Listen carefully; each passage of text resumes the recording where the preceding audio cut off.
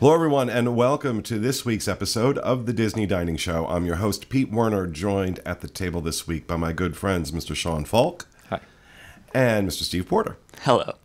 In this episode, we're going to do something a little different. We normally do dining reviews, and we're certainly going to continue to do that, but we thought we'd start talking about some other dining-related issues and topics that we think might make for good shows. So this week, we're going to talk about 5 rookie dining mistakes that people make at Walt Disney World. So first-timers and people uninitiated to the crazy process that is involved in planning out where you're going to eat and when at Walt Disney World. Now, those of us who are veterans know that this is not something to be taken lightly. If you have restaurants you want to eat at, there's got to be a plan. But those people who show up looking for an existential experience at Walt Disney World oftentimes leave very disappointed. So we're going to talk about those 5 things we think are rookie mistakes. Starting with number 5, not making your ADRs early. ADRs, advanced dining reservations, or advanced dining request is technically the what it stands for. But it's the same as making your reservation. It's extremely important, and I feel like it's getting more and more important, like as the years go by, that you have to be ready as soon as once the time comes. Is it 180 days? It's 180 days. That you can do it ahead of time.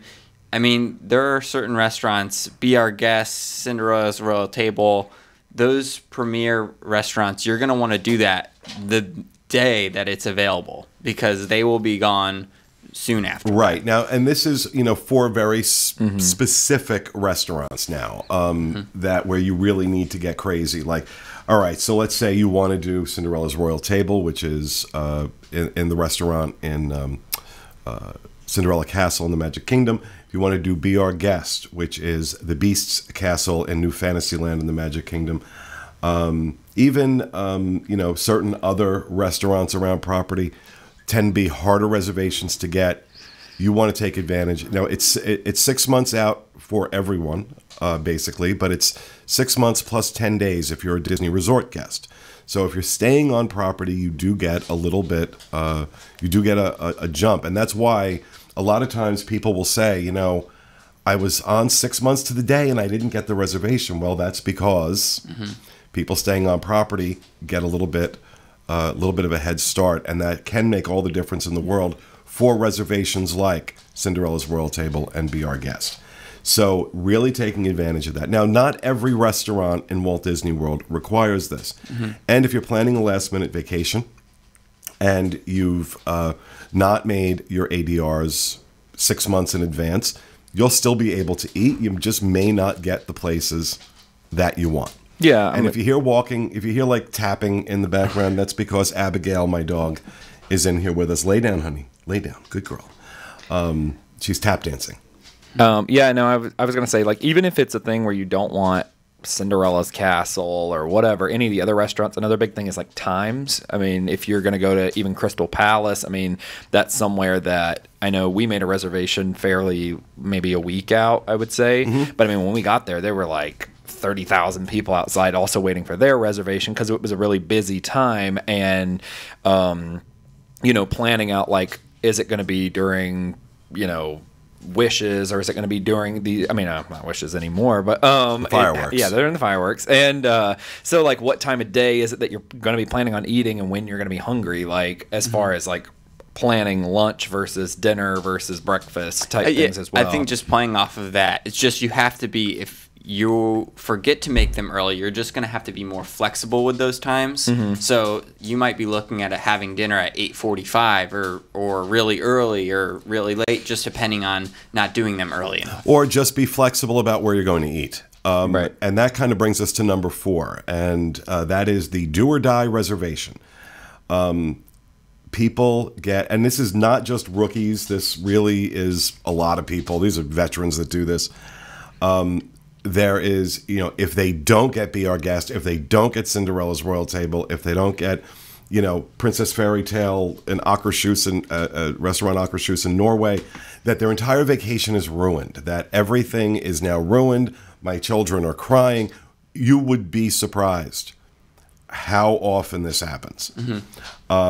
If you are putting that much stock on a particular restaurant reservation, then I think you might have your priorities messed up.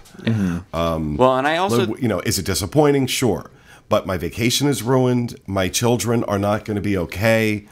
I don't know. Maybe medication is needed. I don't know. I also think that opportunities come at Walt Disney World and they're presented to you when you're not, you don't get the reservation you want. So you end up going to a place you've never been before. And then that new place ends up being great. So you just have to realize, okay, I didn't get the thing I wanted, but the whole vacation is not over just because we didn't be our guest, Right. Let's go try something else. Also, just a tip, one of the cool things that happens on our discussion boards, disboards.com, if you go over to our restaurant forums, there is a thread that is constantly maintained.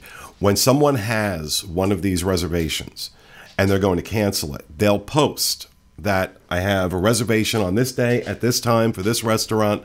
I'm going to cancel it tomorrow morning at 10 o'clock. And what you can then try is call in at 10:01 and try and grab that reservation if you can. It can't be transferred, but you could do something like that. But at the same time, you if you're not able to get the reservation you want, keep trying, because sometimes it shows up. I've had experiences where, because I don't book far out because I live here. Right. So I'm going to be in the park tomorrow, and, I want to have dinner over in the park. What's available? And there have been times Be Our Guest has been available.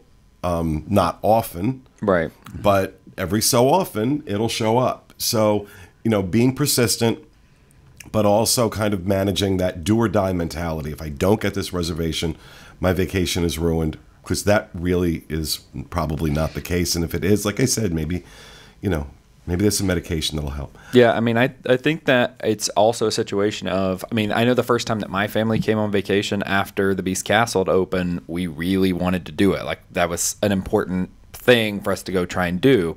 Of course, it was booked up way in advance, and we didn't book any reservations. And, we ended up waiting until about 8:45 or 9, and because we went at like 6, and they were like, oh, absolutely not. So we were like, let's just get snacks, we'll go back like towards closing time for the restaurant, and then maybe they can work us in or see us. They ended up being able to, but it was a thing where we were okay to take that risk because we really wanted to do it to that level that we were like, okay, we'll be hungry up until that point, and if we miss it, we miss it. But I think you just have to be okay with that at that point if you're going to take that risk. And then we did end up getting it by splitting our party. Rather than trying to get a reservation for 8, we sat 4 and 4, and they were able to accommodate 4 and 4. So that's another thing you could do too. I'm going to switch 2 and 3 around because I think number 3 on the list, which was going to be number 2, but I'm switching it. Number 3 on the list is picking the wrong dining plan. The Disney dining plan is very, very, very popular. A lot of people, this can be added to a package, so room and tickets, which everybody's going to need unless you're an annual pass holder. But even if you are an annual pass holder, you can add the dining plan to your stay.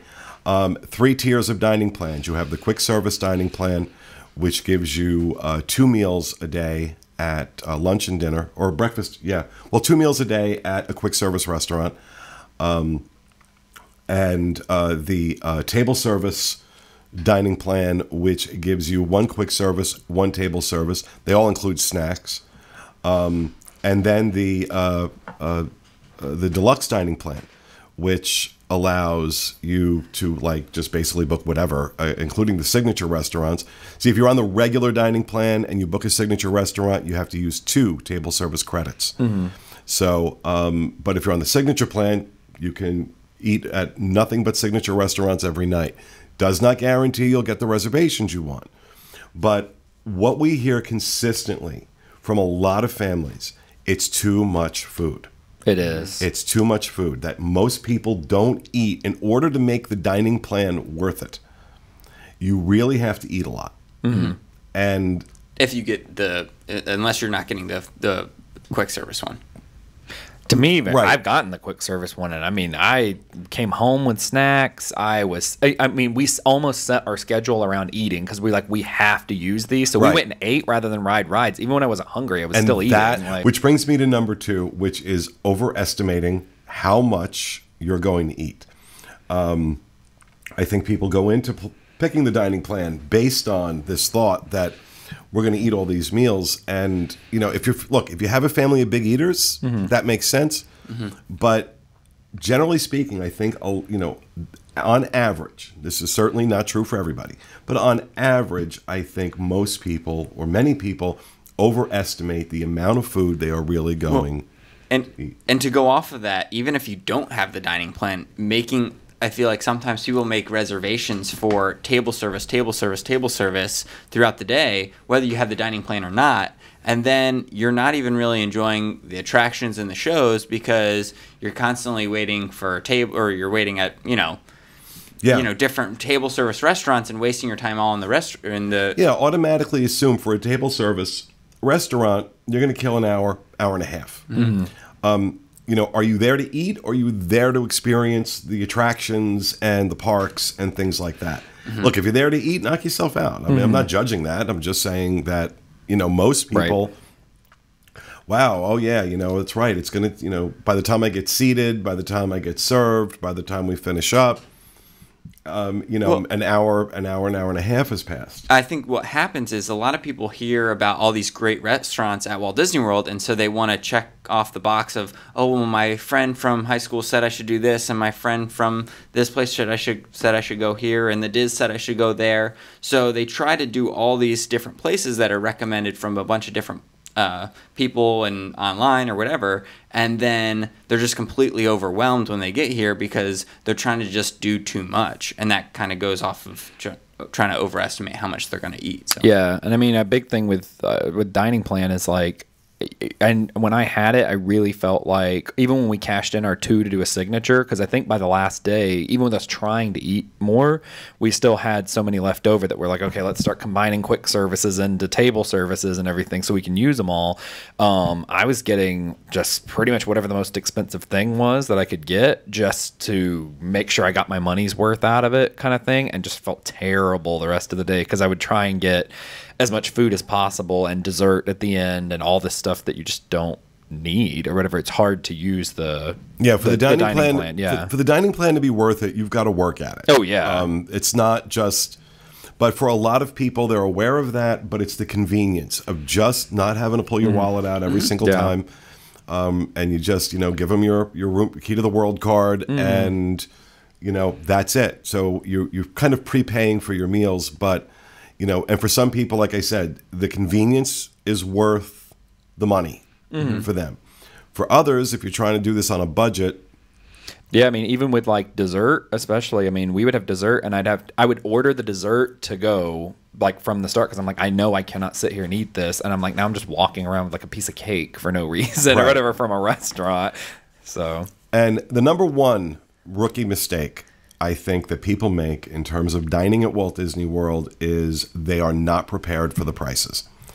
If it's your first time going to Disney World and you know things are expensive, but that's kind of, it's kind of an abstract concept until you actually sit down at a restaurant and you look at the menu and like, oh my God, this is really expensive. Especially when you go into restaurants like Nine Dragons in China, which is a very nice Chinese restaurant. And, I think this is one of the we talked about this on a dining review, that, everybody's got a Chinese restaurant they love and a Chinese, dish that they love. And they know what they pay for it at home. And then they go to Disney World and there's that same dish. Maybe prepared a little bit better, maybe a slightly larger portion, not always, but like twice the price. And that you're going to spend $10 to $15 a person on breakfast. That's if you're doing quick service. $10 to $15 a person on breakfast, between $15 and $20 a person on lunch or dinner for quick service. If you're going table service, you're looking at $20 to $30 a person. If you're doing buffets, you're looking at $40 to $50, sometimes $60 a person for character meals and certain buffets. So, you know, when you think about, oh, I'm going to go do a character meal over at Chef Mickey's, and, you know, oh my God, that's like 50 some odd dollars per person.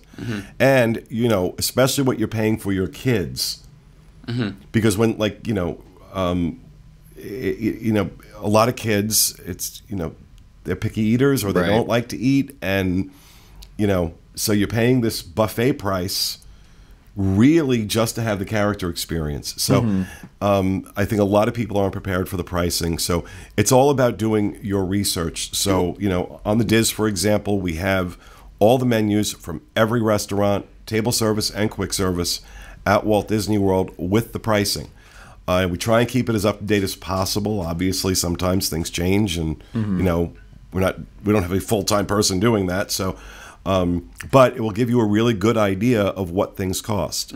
I think going off that, just go ahead and plan and set a budget for what you're going to spend. That way, even if it is a little bit more expensive than what you're used to, you can just step back and say, yes, but I've planned for this, and, you know, this pricing is a lot more than what I'm used to, but hey, I know I have the money for this. Well, I think for a lot of first-timers, when they go unprepared for the lines, the heat, the cost, it really destroys the experience. You're still paying that same money. You're still eating at those same places. But because you weren't prepared and your expectations weren't managed, it's now just kind of been a miserable experience. Whereas if you go in knowing, okay, this is what it's going to cost me. So what, you know, how do I need to plan for that? How do I need to budget for that? I think then changes it's not the a whole surprise. experience. Yeah. And at the end of the day, you're spending a lot of money. I think you need to think about it a lot of the way in terms of when you go to the movie theater, like, you're like, oh my God, this popcorn is so expensive. I could have made it at home for like 30 cents a bag, like everything. But I've now paid like $15 for like a drink and popcorn and a candy bar, like everything. So I mean, you go there. I mean, movie night at the theater has become like a well over $100 thing between getting your family in and buying snacks.